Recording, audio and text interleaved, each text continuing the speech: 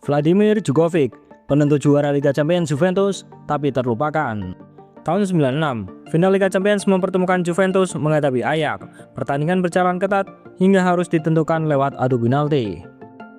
Tekanan luar biasa, satu kesalahan, segalanya berakhir. Dan saat itu, semua mata tertuju pada satu pemain. Bukan bintang besar, bukan pemain paling terkenal, tapi dia maju. Namanya Vladimir Djokovic. Dia mengambil penalti terakhir. Ini bukan sekedar tendangan, ini adalah penentu juara Liga Champions. Stadion sunyi, jutaan penonton menahan nafas, dia melangkah, menendang, dan gol. Juventus juara.